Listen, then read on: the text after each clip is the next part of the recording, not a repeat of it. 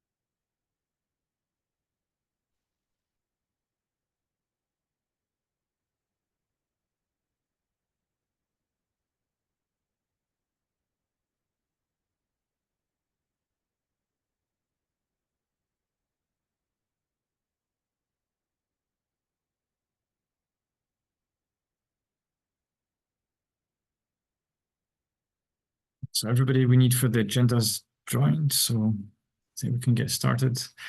Welcome everybody to the May 27th SIG Multicluster call. Today on the Scrub, we have quite a few kept some progress. The first four are still up from last week. If anybody wants to bring anything up around those two, speak up now. Yeah, for the placement decision one, it's duplicated, but for the placement decision API one, we'd love to have the Jeremy and as well as you, Steven, to comment on that as well. Because I think the feedback has been quite positive, and we have been addressing the comments. So it's progressing quite well. So we'd love to have the chairs to take a look as well. Thank you. Yep. Thanks. Yeah, so that one appears twice in the agenda. So it was really just the first three from last week, and the last two are new. And then cluster profile credentials. So I left a couple of comments on that one. It was shorter, so it was easier to review. But yeah, it hasn't had as much attention, I think, than as the other one. Just two people commenting so far. Yeah, this one needs some additional work, I think, and quarantine is also he cannot join right now. He will be a little late, but he wants to save a few minutes towards the end of the meeting to talk about this. Right. Okay. Well, we'll revisit then. Okay. Yeah. Can I Oh, hop in Laura, quick? yeah, sorry, I didn't see your hand. It's fine. It just appeared. I want to put a date on the add the well-known property ladder one. We had talked about maybe putting a deadline on it a couple weeks ago. So I'm just gonna make up like 3 weeks from now, if that sounds good to anybody. And then I think this one is about like a governance process, like how we want like voting kind of to function for this thing. And we have a few comments in there that connect with some other prior art, like in CNCF. So I think we have at least some like intel of like what we could compare stuff to. And then I think we have at least the like what am I trying to say? Like clout, I guess, to like make this decision for ourselves in that sense. But especially if the leads feel that there's any more like governance, we like prior art we need to check on regarding this, or if like it seems like a totally bad sanity check, I think that would be good.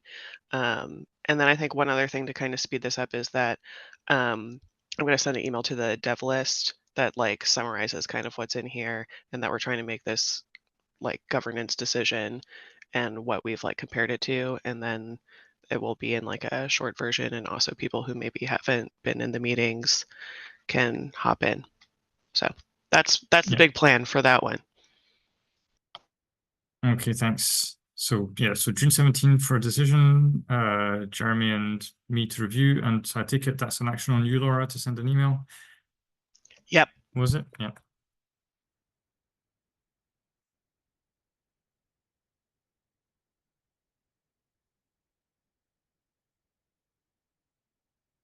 Okay.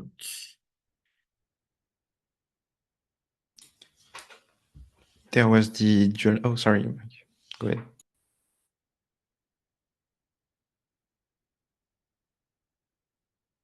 Yeah, Mike, go for it.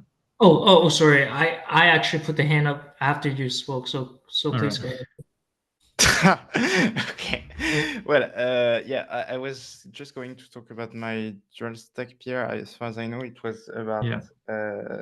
Jeremy that wanted to have a look. What he said like last week, and you also added some comment that I answered to, but I don't think super Yeah, I relevant. haven't revisited it. Yeah. But that's fine.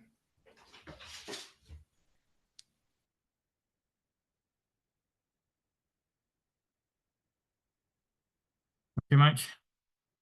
So I'm wondering why we just put the June 17th for one cap, like, but not the other caps. Should we have the like not a due date, but like a target date on the other caps as well? It's more of a question, I guess. Yeah, I mean, I'll answer this from the perspective of this one. For this one, I think it's because a couple triages ago we identified that we thought it could have a deadline, like that would help, and that I think it's something that got like separated out really small, I guess, already, that we feel like this can be like moved on a timeline. I think we can make other timelines for other stuff, but just like specifically for this one, it had like come up in Scrub in the past as like an idea for this one in particular. Thank you, Laura. That's all for me. Yeah, if I remember correctly, one of the ideas was that, especially for 2149, was that we need the well-known property ladder before we can really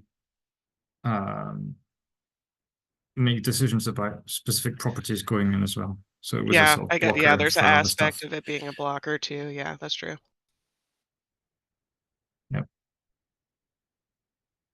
Okay, but yeah, as always, please review stuff, and that goes for, I guess Jeremy and I are the blockers on most of these now, so it's aimed at the two of us. So if nobody else has anything to say on the Scrub, and I don't see any hands up, let's move on to the topics. Pavani Priya up first. Yeah, sure. Let me share my screen. Yeah, I'll stop sharing.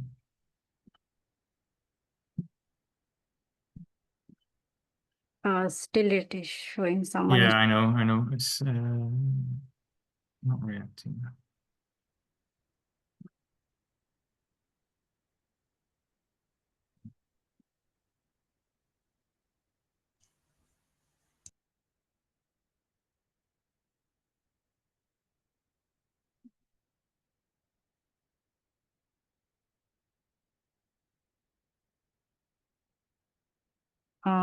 I'm not able to share my screen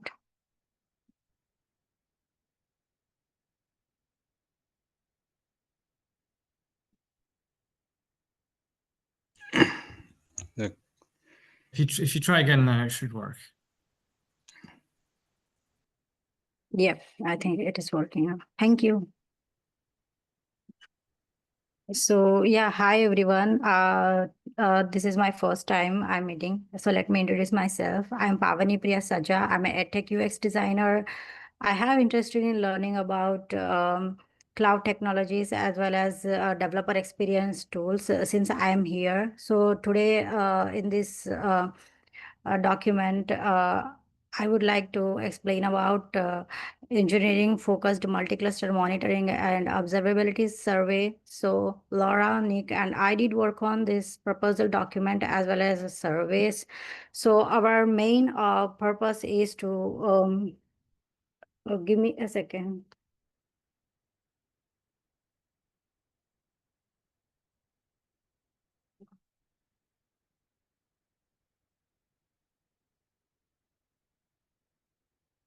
Oh. Sorry, our main purpose is to understand the real world challenges engineers face in monitoring and observing multiple Kubernetes clusters and use those insights to guide the development of centralized user-centric monitoring experiences. Our objectives are so identify the pain points in multi-cluster management and capture tooling preferences and workflows, gather UX expectations for observability dashboard. So our survey scope will be a cluster setup, environment types, cluster scale, tendency.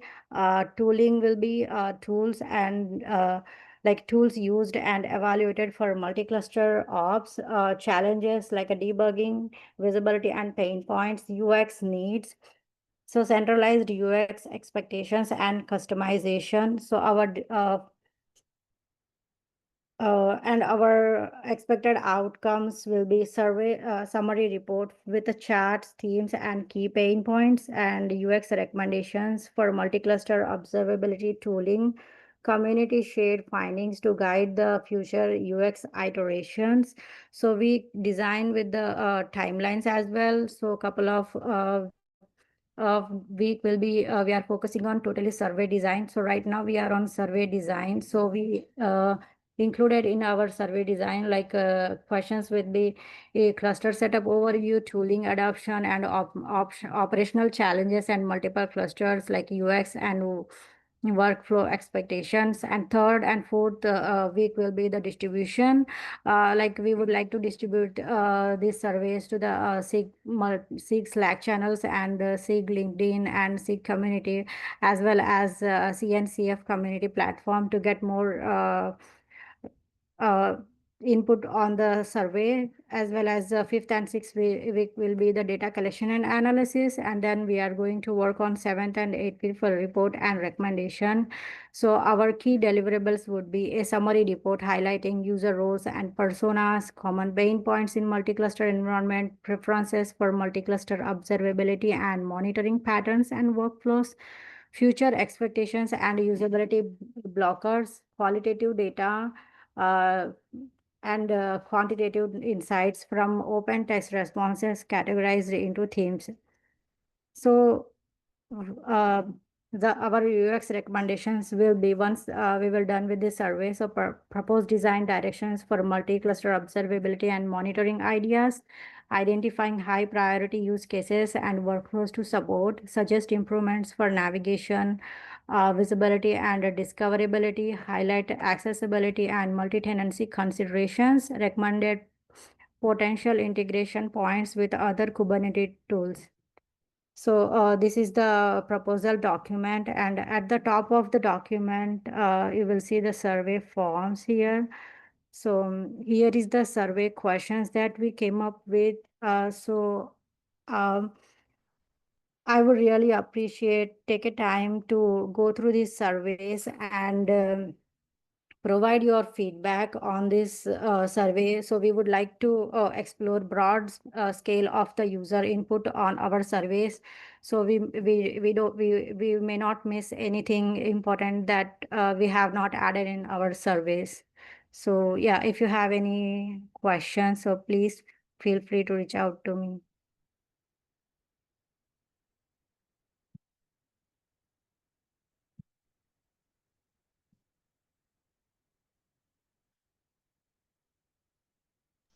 Yeah, I just want to boost. I'm super pumped that a UX designer who actually knows what they're doing wants to help us get some of this data. I think this is something that, of course, we all have like our individual anecdotes. We try and socialize amongst ourselves. There's independent tech organizations that do this, and of course, service providers have their own info. But I think having like a baseline of this, um, or like this type of effort, um, can make a big difference for us to like prioritize stuff and also figure out like I think as a group we'll get kind of stuck on like have we gotten all of the insights that we need? Like we know that this is a really diverse and um, uh, like yeah, just a really diverse environment that people are working in multi-cluster. So yeah, I think if we can at this stage get input as Pavan and Priya just said on the survey questions, I think it might be easier though if we could give the survey questions like without people having to like click next for this stage of like getting that type of input. So maybe we'll take a little bit to just to get that to everybody in that format, so it's easier for you to give us insight on the survey questions without forcing you to uh, actually fill it out right now. Though of course we'll make you do it later. So, anyways, that's it.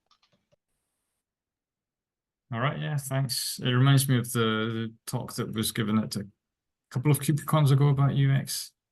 So I imagine this could lead to an interesting KubeCon talk as well. That's true. Yeah, so what's the timeline for feedback on the questions themselves? I guess it's within the next 2 weeks if this is the first and second week of survey design. Yes, yeah. Everyone will have a next 2 weeks. Okay.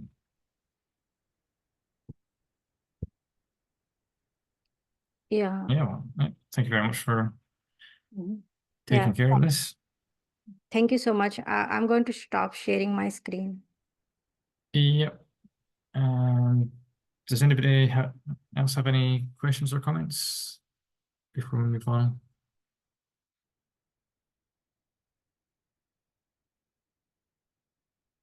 I take that as a no. So Arthur. Yeah.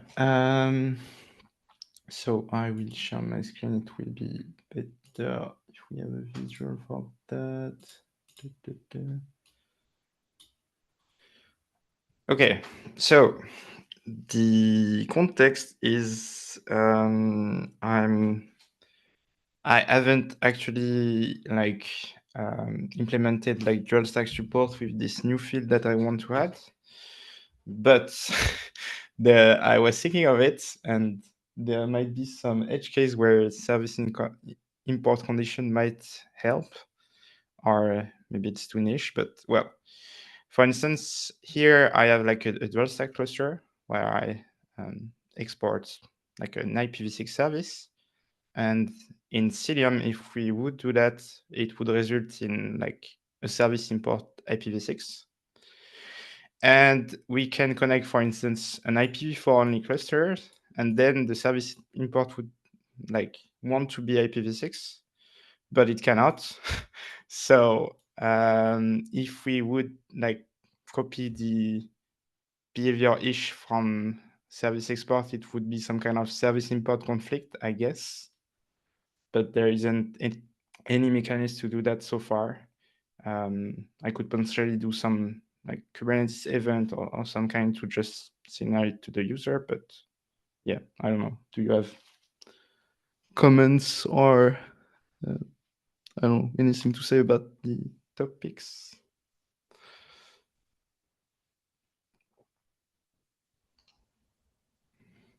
So is this just a question, or you're trying to solve the problem? Well, I mean, I'm trying to implement dual stack in Cilium, and this is like, I guess, which is already kind of niche. So this is the edge case of the niche case. But yeah, I want to express that the service import cannot be imported into IPv4, and the API, I cannot express that into the API. I can say like add some logs into my controller or some Kubernetes event, but it's not how the service export does so far. So I don't know I don't know if we can add some status condition in service import, or you are against, or I don't know, Mike. Yeah, I don't know what the exact solution should be, but it's a very interesting situation, and I don't know, actually, I don't have any real data, but I would expect this to be not extremely rare, right? So I would expect this to happen. Maybe not very common, but it could happen occasionally. I don't know how exactly we should address this, though. But yeah, I mean, maybe additional fields or something. Yeah, Mike, you have any? Yeah, I guess so. My question is, would it be possible, like, is there something preventing the service import in the IPv4 cluster from being created with only an IPv4 address? Is there something? Yeah, because like Cilium is a flat network, so we don't have any gateway or things like that. So we have to do IPv4 to IPv4 and IPv6 to IPv6. Okay. So the background is that we want to be super strict about it, and that IP family are an intersection of everything that is exporting. But the question is, what about when we import? Okay, so this is something, Wait, you see my screen, right? where it's like, yeah, okay, this makes sense now, because it is a flat network. Okay, so if it's dual stack though, then I guess, okay, if the service is only IPv6, then you would maybe want something like raising a status condition on the service export, which is the place that we've done like conflict type messaging before. Yeah, but the service export conflict would be like that.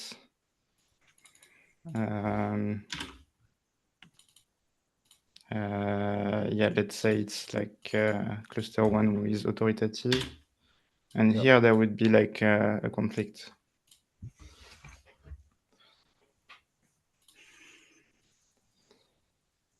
Yeah, it's a fairly sophisticated issue. So, Stefan, you have a question? Yeah, on Submariner, what was done was to have only, so the service imports are imported anyway, but then the DNS resolver on cluster 2, which is IPv4 only, wouldn't return anything. It would just return NX for requests for that specific service, because in any case it's unreachable. There wasn't anything added on the well, to try and indicate that there's a problem. But I can see why it would be useful to have some indication that there's a problem. And the same goes the other way around for IPv4. A dual stack cluster with IPv4 only services exported to an IPv6 only cluster. It just wouldn't resolve.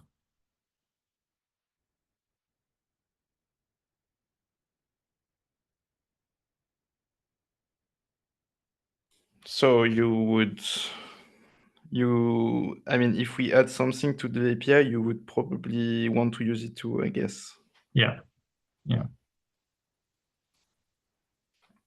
So status condition it is, or?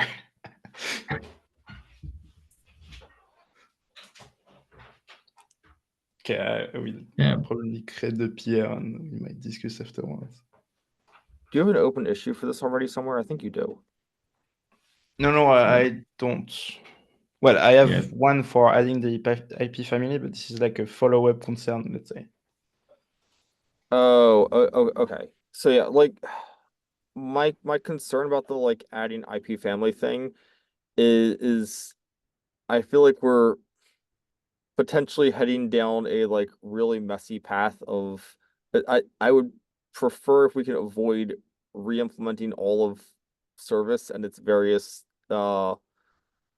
things that is collected over a decade onto service import. But having at least like a consistent pattern and understanding of like how this functions and an indication to the user that something is not working as expected seems good.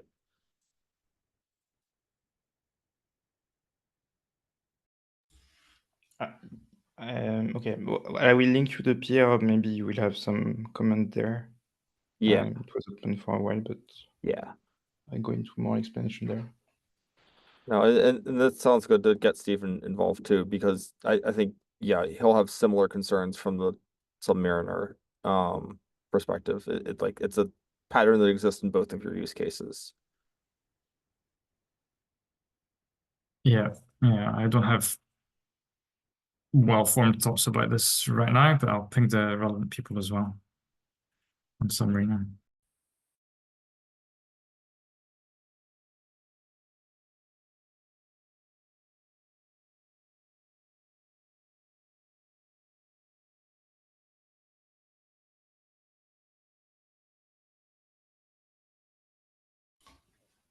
So should we go to the next topic, which I think is mine? Yeah.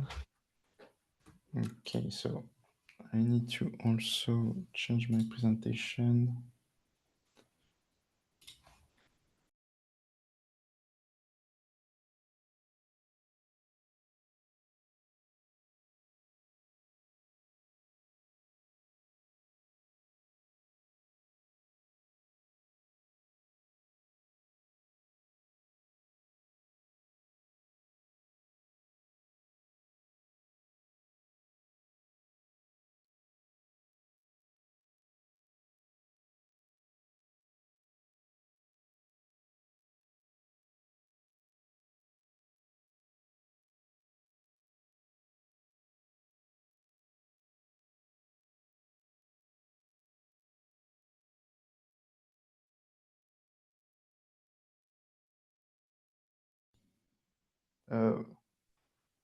Okay, Zoom muted me. Can you see my slide?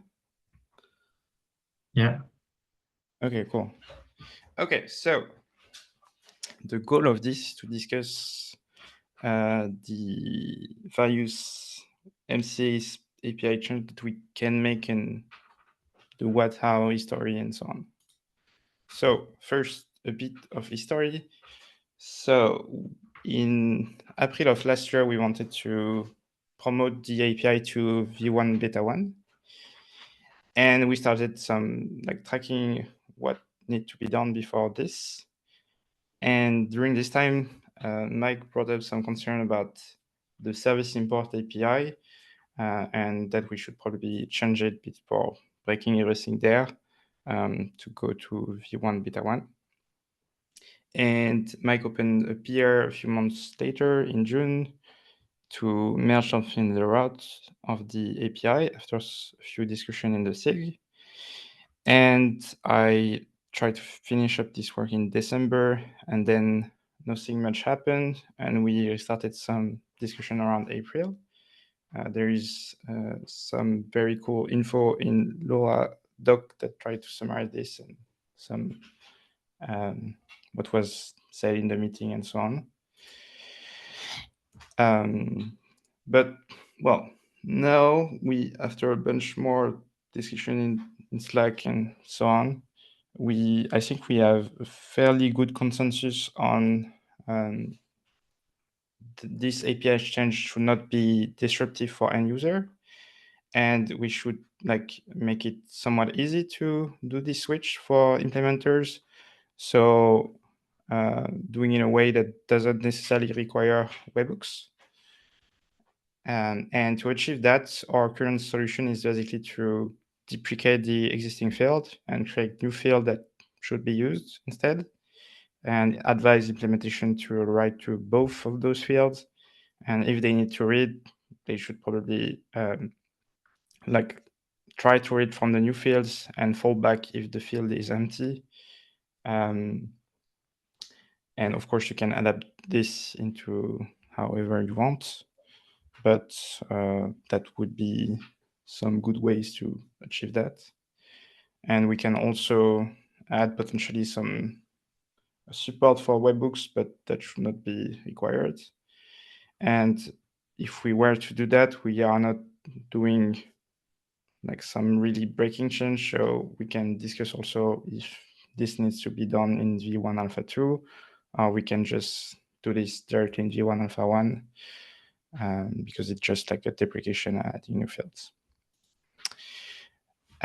So now to enter a bit more context about the why and what need to be changed. So initially in the KEP, and it's still open for doing this, we can create manually the service import resource. Like a user can come up and apply some service imports. It still is allowed in the KEP.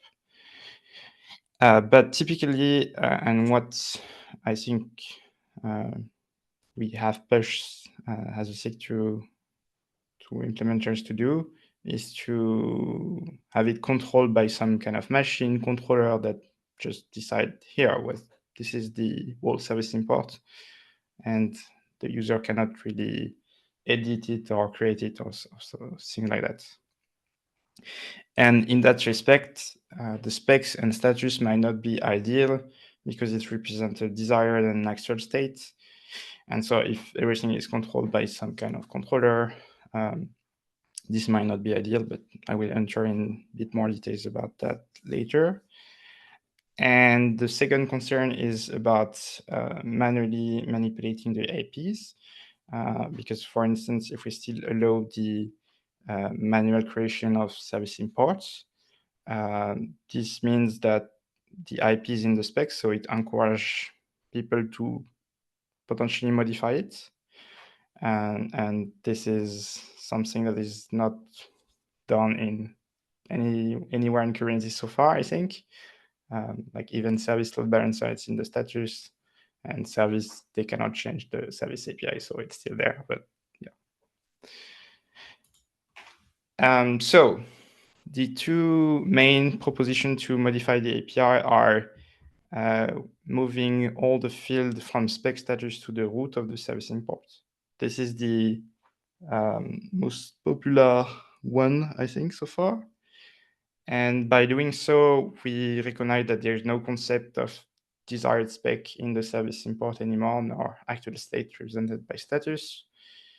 And the second one would be to keep mainly everything in place, but just move the IPs to the status. By doing so, we do recognize that there is a desired state of some kind, and there is an actual state, but we say that IP should not be handled manually at all, and it's in the status, a bit like the service load balancer. And this is, well, this is mainly me for now that is encouraging for the second thing, and I will go into a bit more details about why. But yeah, so that you know. And I think the main distinction is to be neutral versus opinionated. Like moving everything up to the root is the most natural thing that you can do. It would work for everyone because it doesn't say anything about the content of the API. And yeah, no specific info conveying by this. And keeping the spec is a bit more opinionated because it says that, well, in most implementation, or at least the API should be used like that with some kind of desired state and actual state of some kind. And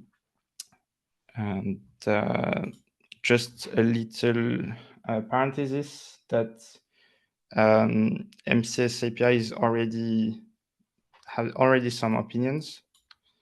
Oops, sorry. Why? Because so this is an example from Cilium, but I think Submariner has also some other thing that doesn't really work straight out of the box from them, and they had to do some kind of workaround. But well, for Cilium, Basically, we don't do much at export time because we don't have some kind of central controller that decide, or we don't have some, I don't know, central gateway or cloud provider to call to. Basically, every clusters have their info exposed, like their MCS info. And we have a service import controller that pulls everything and then create the service import, but also like deals with any conflict. So the service import controller will update the service export conditions, which is a bit weird, but this is because we do everything at import time. But it still makes sense from the user point of view, if they don't know how it's really done behind the hood. The UX is still good, so everything is still okay, but well, just the parenthesis about that there is some kind of opinion around service export, and it doesn't necessarily works 100% well for everyone. But to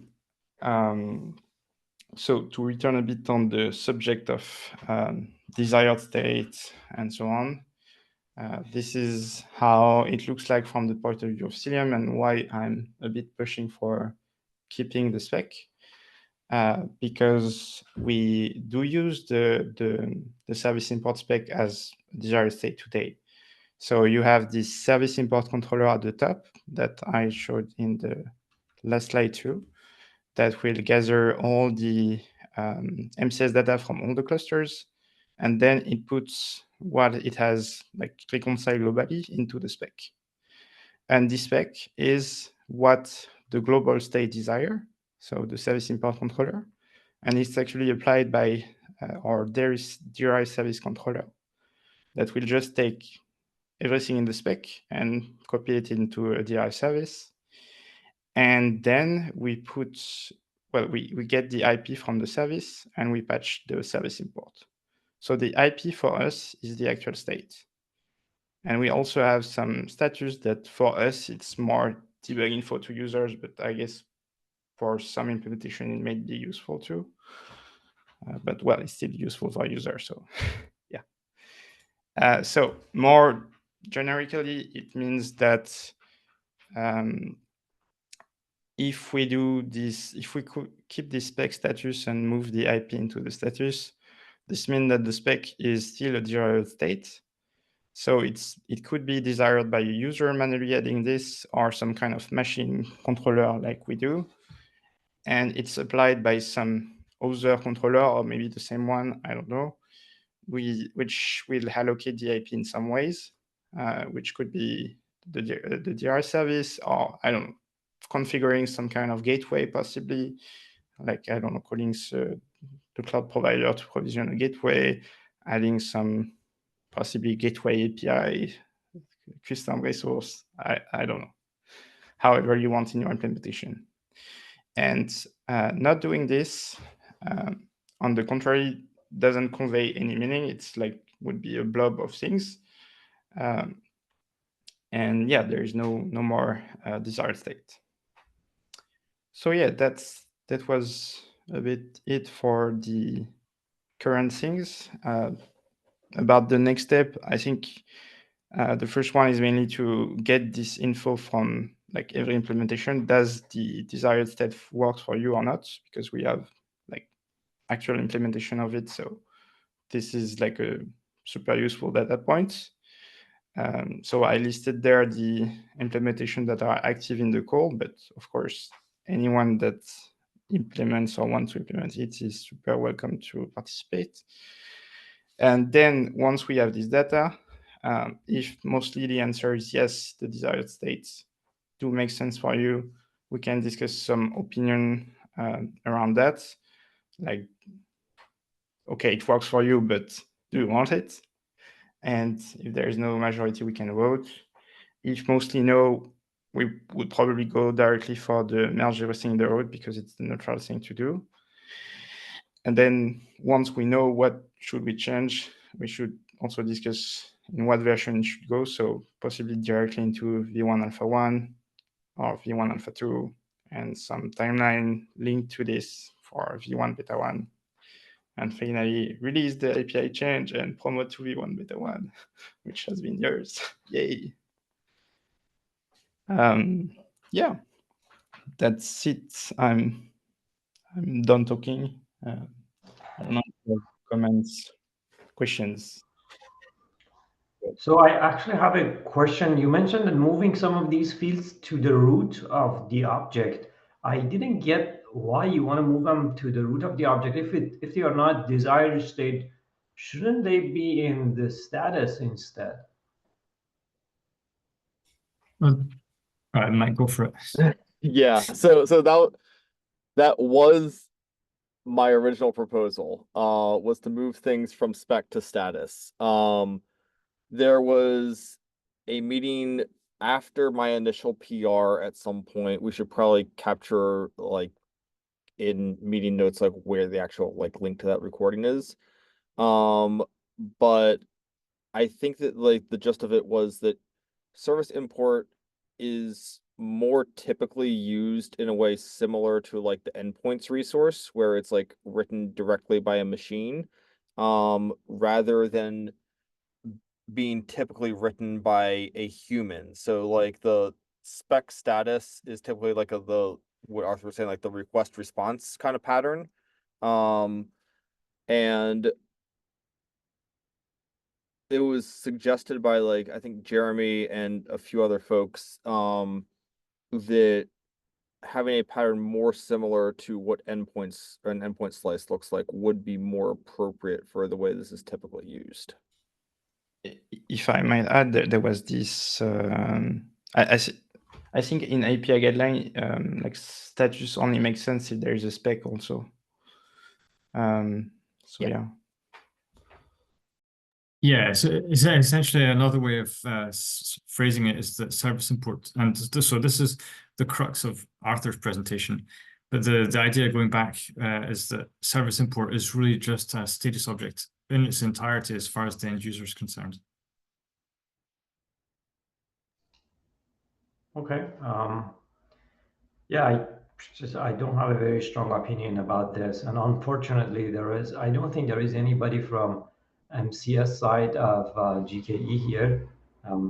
But yeah, sure, if it's thoroughly discussed, then this is the best solution. I also see the points about the status maybe not being the best option here, but I don't think there are many great options. I've not seen many object. I don't think I've seen any object in K8s that has a lot of these like fields in the root of the API. But it's fine, I guess. Yeah, we've referenced endpoints and endpoint slices. Those are great examples. There are plenty like that. Like if you're not asking for something to change as a result of the spec, then just having everything in one resource does kind of make sense. Okay, thank you.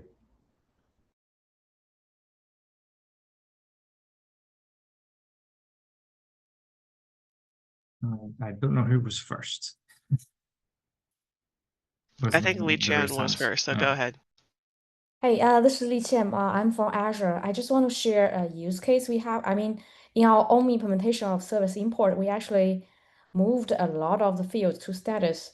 One use case we have is that I think as far as I know, by default, service import is created in every place where the service is exported.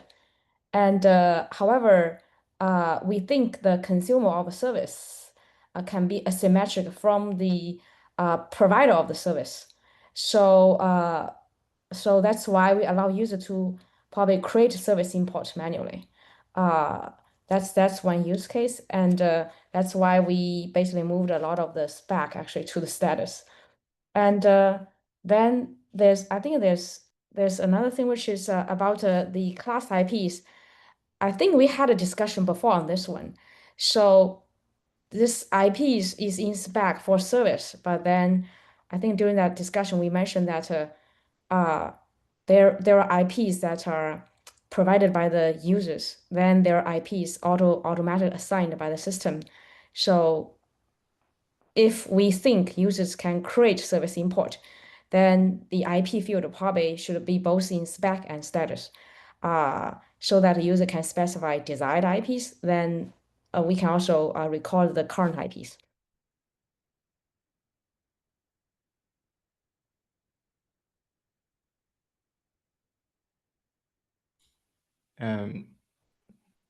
I thought you were going to go, Laura, but Oh, just yes, to no, react I on, can, if I didn't know Okay, if go. anybody wanted to respond.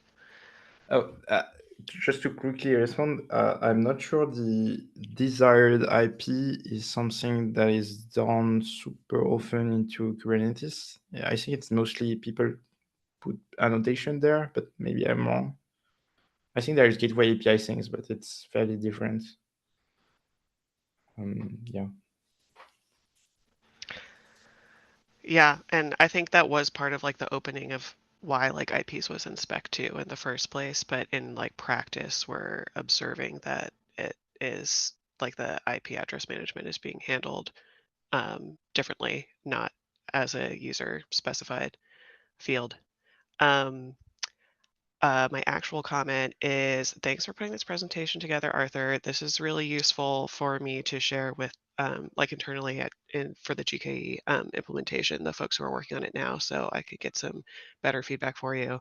So yeah, just wanted to say that. And then I think this has been danced around before too, but I think like part of why applying these API specification philosophy well to these objects is because by definition we're doing this like split brain thing where we're like replicating parts of information in like a different different cluster. So like the normal API conventions of like this exists in one cluster and it has this like one sort of information flow rotation is yeah, just like kind of hard for us to apply per the earlier comment where service import effectively functions as like a massive split off like status object from certain perspectives. But yeah, I think in short, I will take this, especially your next step slide. That's a really concrete, I think, list of steps for all the implementations, and I can get the latest and greatest from the GKE team to answer this from that perspective. Yeah.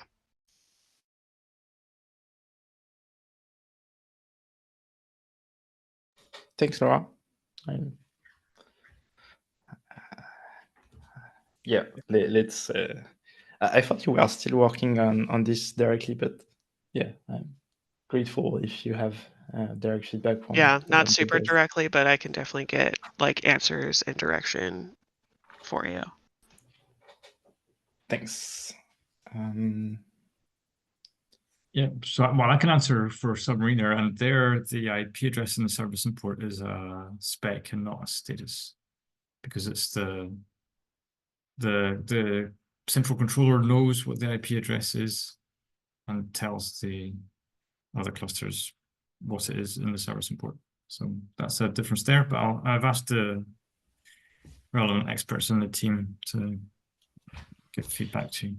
Should I create like a GitHub discussion or issue where each one answer to this, or do you want, I don't know, just a Slack thread or or an email thread even? If you send an email to the mailing list, let's be old-fashioned. Send a pigeon. No, a GitHub issue is probably a good place to codify this, where it will be preserved and not lost. Very true. Yeah. Yeah. So a GitHub Okay, issue I will then. do that. Thanks. Yeah, and you could even put the next steps in the issue as well, so that everybody realizes what's going on. Yeah, I will to link the presentation. And I guess the issue would be just to answer about the first step, like do you or do you not have a desired state? And then we vote or something. Yeah. Okay, well, thank you very much for preparing all that as well. And so speaking of votes, the next topic is the result of the poll on the APAC friendly call that we've been talking about setting up for a while. And so there have been a few votes. And let me just find it again. Yeah. And the only option that works for everybody so far is Thursdays at 6:30 a.m. UTC.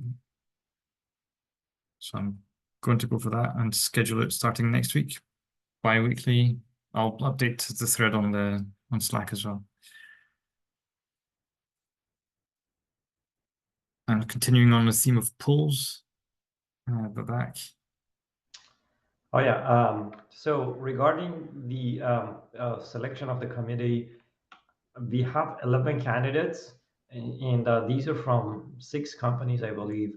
Haven't maybe 7, but I think there are 6 companies. So I think it's now your call, Stefan and Jeremy. We expect you to take a look and pick the candidates. Given that we are probably aiming for one person from a company, it may now be very hard to pick these people, given that the number of companies is pretty close to the number of candidates that we need, like 5. And I think one additional, again, repeating myself that I've mentioned this before.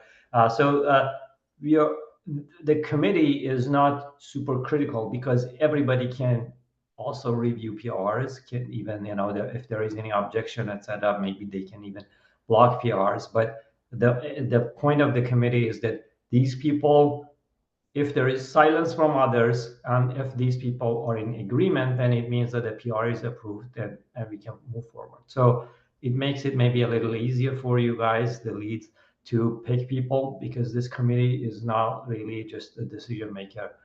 It's more like a, I don't know, remover of roadblocks in a way, so that we can move faster. That's it. So please take a look. It would be great if you can pick the people maybe by the end of today. Actually, let's aim for that, because otherwise it may be postponed to next week. It would be great if you could move fast and pick these people and announce it later. Yeah, well, I'm in Europe, so this is past the end of my day, but yeah, I'll get to it as soon as possible. Thanks. And yeah, Corentin, we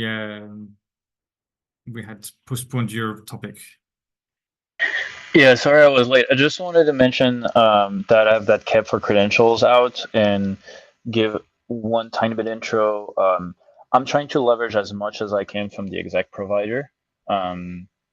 That way we may be able to even reuse some of the plugins. I didn't go all the way to reuse the kubeconfig format. I know, Stefan, you mentioned that. Maybe we could think about it. I don't know if we're there for it, but especially because I think we should have the cluster struct be part of our cluster profile. There were a bunch of comments on making those actual fields and not properties. I'll definitely, I concur. I think that's a good idea. So I'll go on that. But have a look, and that'll be a good first try for the committee if we want also. But yeah, I won't go much further than that, and please have a look. Otherwise, we've got 6 minutes to talk about it if everyone wants to bike shed. But otherwise, go in the please put the things written. No. Yeah, I don't think there's that much point in discussing it right now. It takes more time to think about people who haven't looked at it already.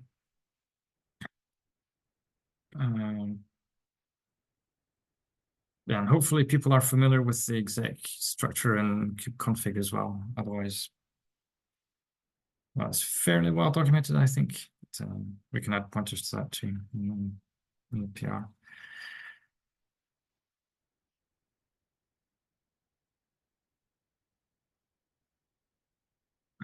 Yeah. And that's, yeah, so there was, okay, so there's stuff happening in the chat. So Priya, can you add the link to the agenda doc? Yeah, sure. Well, I will add it. Yeah, and Mike was asking who's being proposed, and that was just for Jeremy and me. Well, the back knows as well, I guess. But yeah, since I created the form, I know I know who has submitted the form. But I haven't shared the list of people with anybody, out of respect for their privacy. I Okay. thought maybe it's better not to reveal, but I'm Yeah. okay if everybody is fine with it. I can share more broadly. No, that's fine. I just didn't know if there was like a currently open list to take a look at or anything like that. Just wanted clarity on what's being asked for at this point. Cool. Thank you. Yeah, we don't want it to be a popularity contest or something like that. Have people voting on others. Multi-cluster beauty pageant. Yes. Yeah, we can organize that for future KubeCon. All right. Well, on that note, we've covered everything. So thanks, everybody. And I'll see you next week. And remember to review and update issues and all that stuff. Thanks. Okay. Thank you. Bye.